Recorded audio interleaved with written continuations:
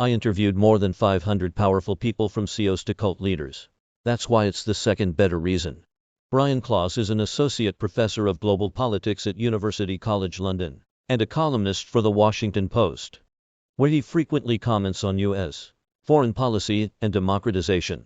For his latest and fourth book exploring the acquisition and repercussions of power, he traveled around the globe and interviewed more than 500 powerful people from CEOs to cult leaders and scoured the world for experts who research power, such as neuroscientists, behavioral economists, and anthropologists. Below, Closs shares 5 key insights from his new book, Corruptible: Who Gets Power, and How It Changes Us. Listen to the audio version read by Closs himself in the Next Big Idea app. We've all heard Lord Acton's famous aphorism, "Power tends to corrupt, and absolute power corrupts absolutely." Lord Acton was correct. But that's just the tip of the iceberg. Many of you will have heard of the Stanford prison experiment, but you're probably missing its real lesson. In 1971, a Stanford professor named Philip Zimbardo built a fake jail on campus. He then put out an advertisement, recruiting volunteers for a psychology study on prison life. When student volunteers arrived, they were sorted into prisoners and prison guards. What happened next is well known. The guards, just by virtue of donning the uniform, became abusive. The conventional wisdom was that demons lurk within all of us, just waiting to be unleashed by power. In 2007, researchers replicated the experiment. Except this time, they used 2 versions of the advertisement to recruit volunteers in different college towns. The first version asked for volunteers for a psychology study of prison life. The second version asked for volunteers for a psychology study. The people who responded to the prison study advertisement scored far higher on abusive, power-hungry personality traits than those who responded to the generic ad. The real lesson isn't that power corrupts. It's that power attracts the corruptible. But there's another wrinkle. The system matters, too. One study asked students to roll a die 42 times.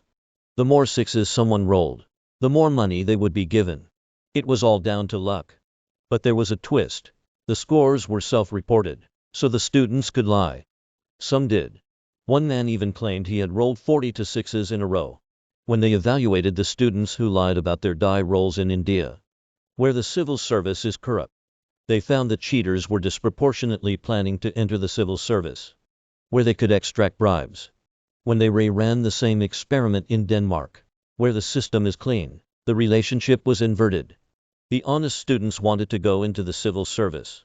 Power is magnetic to the corruptible everywhere, but good systems attract better leaders, and bad systems attract rotten leaders. World War II wasn't just won by generals and soldiers. It was also won with the help of statisticians. One statistician, a man named Abraham Wald, was asked by generals from the Allied forces where they should reinforce the armor on fighter planes. They showed him a bunch of planes that had come back from Germany riddled with bullet holes. Some had holes in the wings. Others had holes in the nose. And still others had holes in the tail.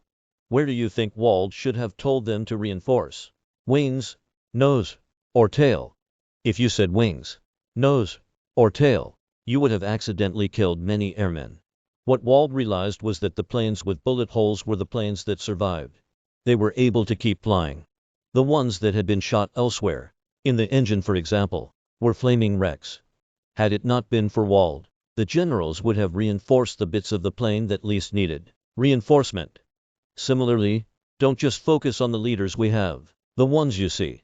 Focus on the leaders we don't have, see the ones who never sought or obtained power in the first place.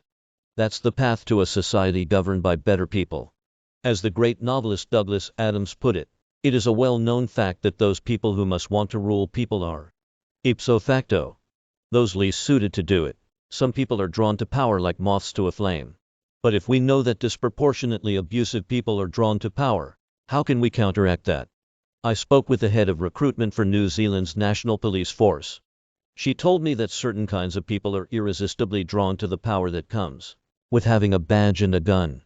And those people are often the most abusive, least compassionate cops. She helped design an outreach program called Do You Care Enough to Be a Cop?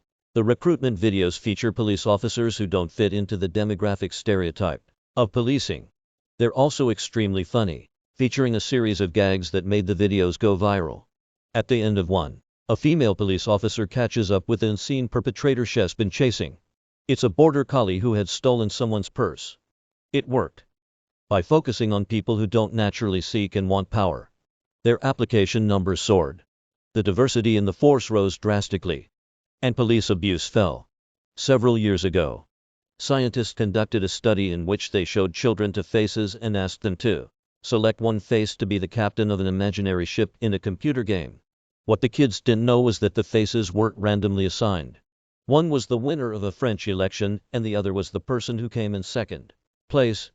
But what happened was astonishing. The vast majority of children selected as their captain the person who won the election. When they reran the study with adults, they found something similar. It gave fresh, literal meaning to taking someone at face value. It also tells us something about the irrational ways we decide who will be in charge. Take strongmen for example.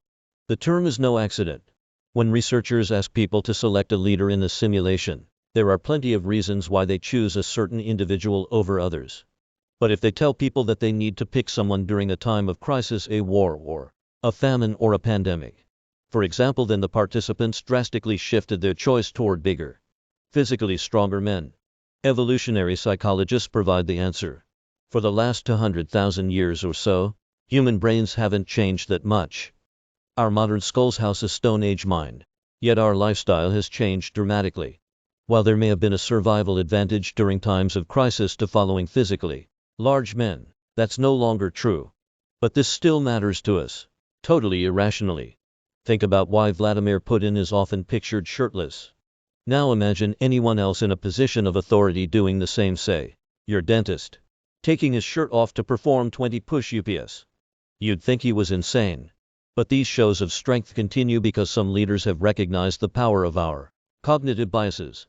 These cognitive mistakes extend quite unfortunately to racial and gender biases. To counteract these outdated cognitive errors, we must first recognize them and acknowledge that they exist. There's a saying that it's good to be king, but is that really true? To find out, we can look to the world of non-human primates, such as baboons. Scientists are able to measure the biological rate of aging within an individual, how fast one's body is decaying, which is separate from time we measure on a calendar. What they found in baboon colonies has fascinating insights for us. As you might expect, baboons that were low on the hierarchy aged quickly. They didn't have access to resources, and they were often stressed. As you climbed the hierarchy, the aging slowed. But then, something remarkable happened. The baboon at the top, the alpha male, aged extremely fast. He had access to all the resources he could want, but he also had a target on his back constantly, and that came with lots of stress. In one instance, a baboon aged the biological equivalent of 3 years in just 10 calendar months. Meanwhile, the baboons who were second or third in command had the best of both worlds. Lots of resources, but less stress. Similar findings exist within human leaders. CEOs who shepherd their companies through crises age faster. When you compare people who became presidents or prime ministers to the people who they beat in the election, well, the winners got the power, but the runners-up got the last laugh. The presidents died for years earlier, on average, than their vanquished opponents. When I was an undergraduate, my college set up a bike-sharing program called Yellow Bikes. Students collected donated bikes, repaired them, spray-painted them yellow, and then left them around campus unlocked for students to use. It worked brilliantly. When my brother was an undergraduate, his college set up a bike-sharing program called Green Bikes. It was the same idea, except the bikes were spray-painted green rather than yellow. On the first day of the program, a student grabbed all the green bikes and held a competition. Who could fly furthest off a ramp into the river on campus? The bikes sank. The program ended. If you had just looked at the Yellow Bikes program, you'd replicate it. If you had just looked at the Green Bikes program, you'd think it was a stupid idea. The point is that results can be misleading. Outcomes can, sometimes, be random.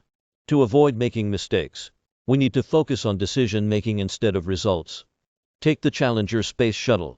It flew several times without blowing up, but all the warning signs were there. The earlier launches were seemingly a success because the astronauts made it back to Earth safely. But red flags were everywhere, and they were ignored. If NASA had held a commission to investigate the decision-making around the earlier Challenger launches, They would have caught the problems before it blew up. Too often we have commissions that only investigate disasters. But we need commissions that investigate successes, too. What did they get right? How can we learn from it to prevent a future disaster? You should investigate decision-making that went well, or went badly. Better outcomes will inevitably follow. This article originally appeared on Next Big Idea Club magazine and is reprinted, with permission.